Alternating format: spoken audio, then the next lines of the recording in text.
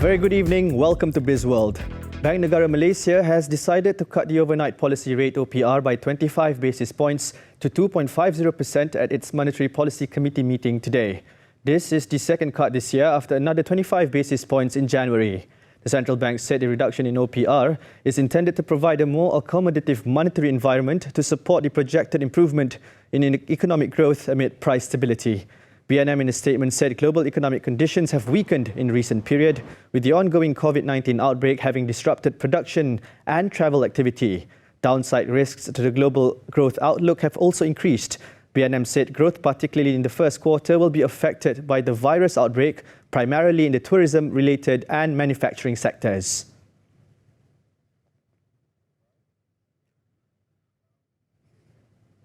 Tenaga Nasional Berhad TNB officially launched the Tuanku Muhres station in Port Dickson, capable of producing 2,000 megawatts of electricity. The 12 billion ringgit power plant is the third TNB's power station using USC technology, which boasts 40% efficiency compared to conventional coal-fired plants.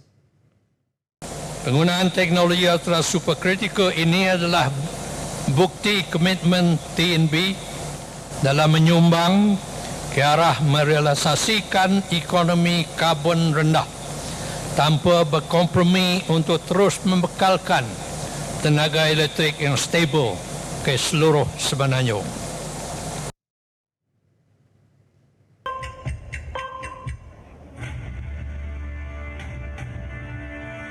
The launch was officiated by the Yang di-Pertuan Besar Negeri Sembilan, Tuanku Muhres Tuanku Munawir, who was also pleased to name the station Tuanku Muhres Station.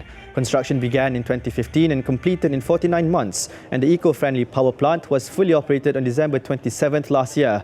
It was a result of a joint venture between TNB with 70% stake and Mitsui & Co Limited and Chugogo Electric Power, each with 50% stake.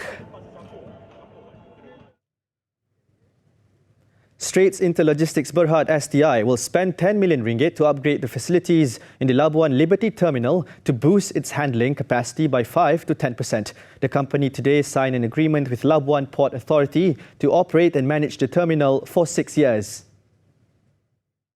The most significant is that in the past 20 years, we do not have an agreement to regulate the performance standards of the operator. Today, what we are entering today, the agreement will define those standards.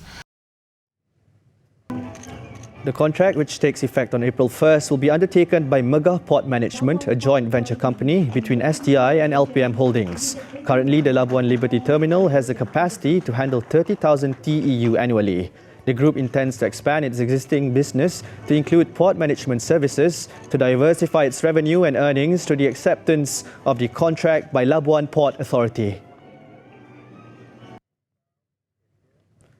Paramount Corporation Berhad Paramount targets to hit 1 billion ringgit in its residential property sales this year, with a focus on affordable property launches. According to its group CEO, Jeffrey Chew, the optimism is driven by pent-up demand, rise in households and urban migration. We have 7.4 million households in Malaysia, okay? And out of 7.4 million, there is a growth of household about 2.6% a year. Higher than the birth rate. The reason is because the birth rate is at 0 to 20 years old, but people are getting married at the rate of 25 to 30 years old. So that population group is still growing. And today, if you look at household is getting smaller and smaller in terms of numbers. So you need more houses. There are 6 new launches lined up for the year, which include a mixture of landed residential, service apartments and high-rise residential in Kedah, Pulau Pinang and Selangor, priced between 300,000 ringgit and 600,000 ringgit. Earlier, he presented the company's financial results for 2019. The property developer's revenue rose 12% to 706 million ringgit, while profit before tax stood at 89 million ringgit. That's all the time we have for Bizworld. I'm Arif Subhan, and as always, thank you for watching and keep tuning in to TV3.